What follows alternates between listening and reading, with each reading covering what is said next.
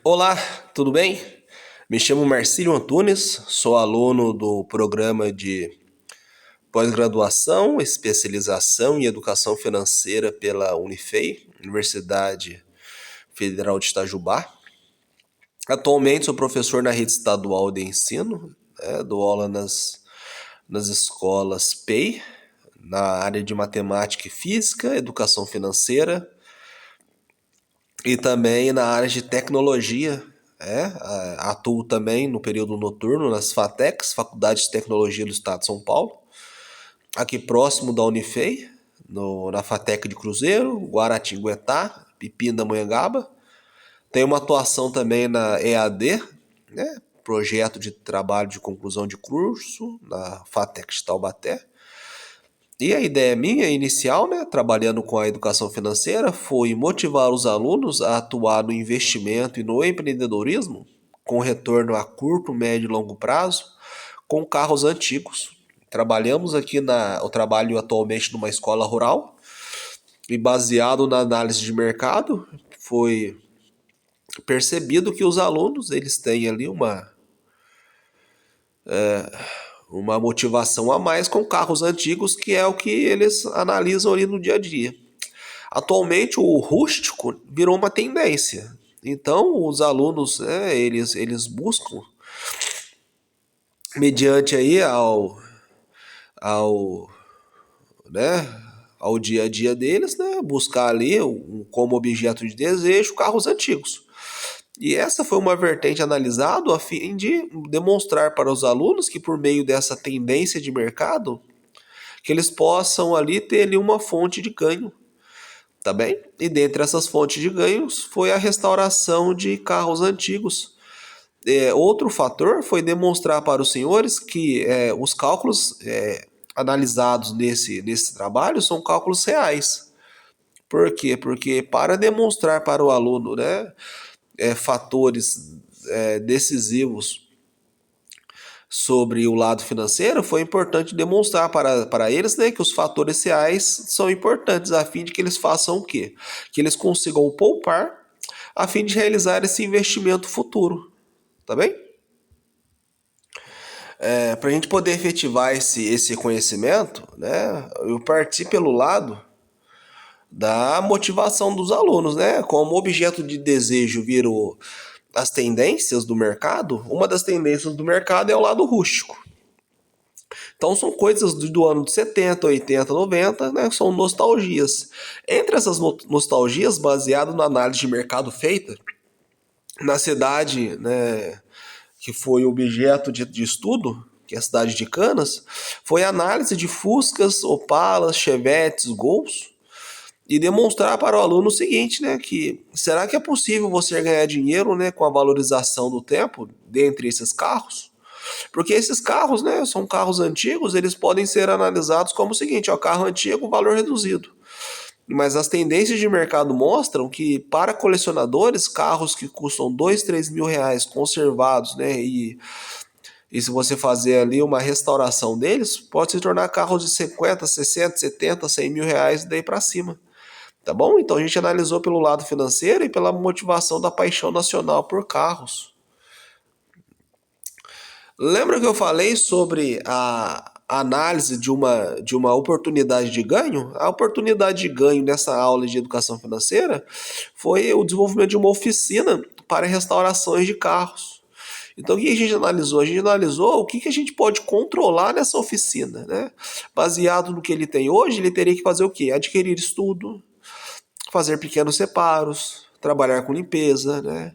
Analisar por meio do estudo de mercado o que ele poderia se especializar, se primeiro ele faz limpezas e pequenos ajustes, qual tipo de carro que ele vai trabalhar, quais carros estão no mercado nacional, como que esses carros podem ser trabalhados a fim de você ganhar dinheiro, tá bom?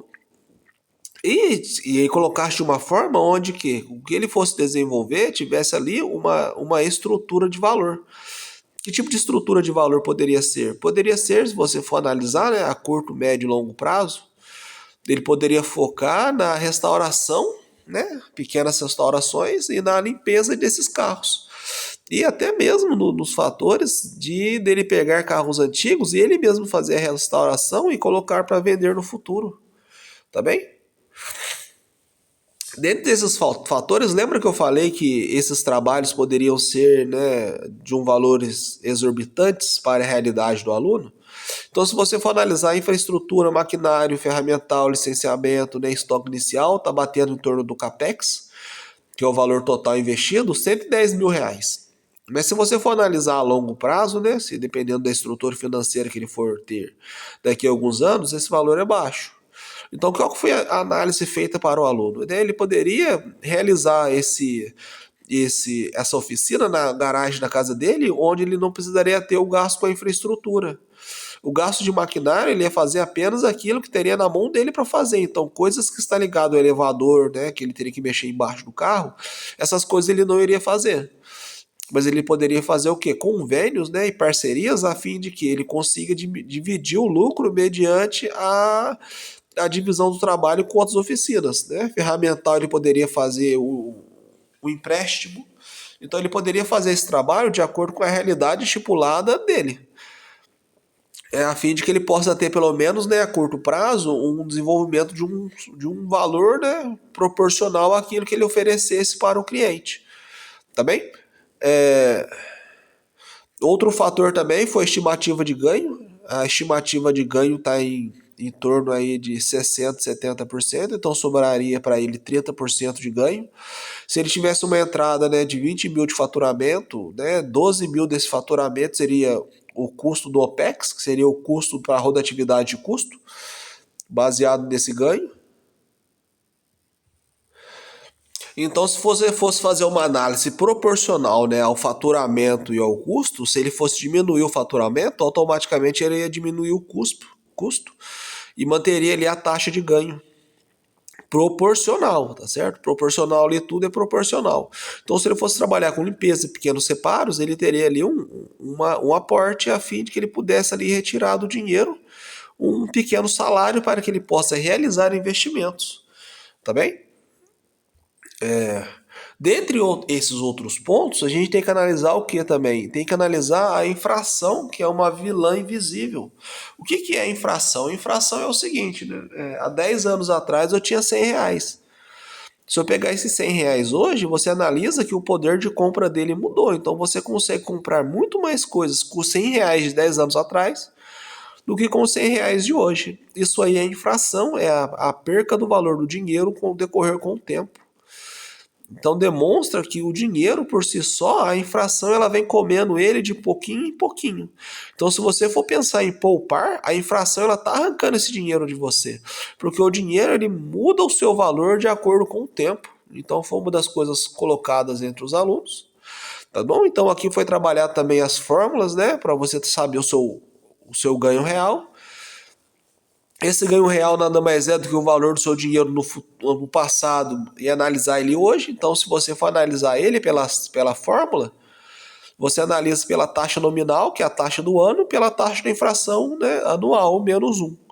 Então, os 10% que você economizou no passado, né, hoje em dia, se você for fazer por esse cálculo, ele vale 3,77. Então, você está perdendo dinheiro. Então, a poupança no entorno, né, não é uma taxa tão boa de investimento a se fazer. Você consegue ainda guardar dinheiro, mas a inflação ela come um pouco desse dinheiro seu. Tá bem? Então, se você for analisar a inflação de acordo com anos, né, você pode ver que a inflação ela cai, sobe, cai, sobe, cai, sobe, mas nunca ela está em zero. Então, em 2017 ela estava 2,95. Tá certo? Mas em 2021 ela estava 10%. Então, essas taxas de infração faz com que o seu dinheiro ele tenha um valor menor. Então, a infração ela sempre vai existir. Então, o que quer dizer? Você sempre vai perder dinheiro, né? Sempre o seu dinheiro vai valer menos.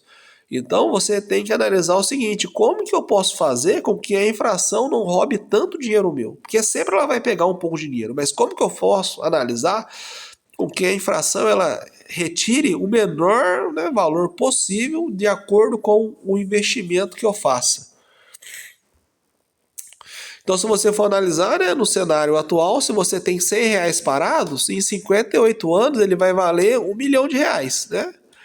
líquido da infração, tá certo? Agora, se você quer começar com 100 mil reais e juntar 1.500 todos os meses, em 25 anos, né, baseado de 0,57% ao mês, você vai atingir 2 milhões de reais e você pode retirar desses 2 milhões 13.200 reais. Então, se você fizer pequenos investimentos, né, ao longo do tempo, você pode ter uma rentabilidade maior.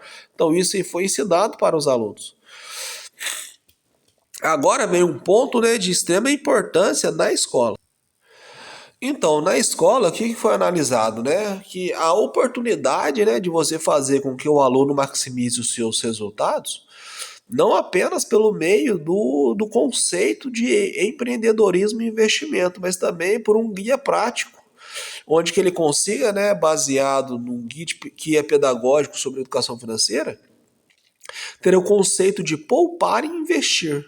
Lembra que eu falei que muitas das vezes, né, ele não tem um dinheiro para fazer a oficina, mas ele pode mudar o seu conceito a fim de que ele possa começar a juntar dinheiro e fazer pequenos investimentos, a fim que ele maximize o tempo e consiga, num futuro próximo, desenvolver a oficina com o que ele tem.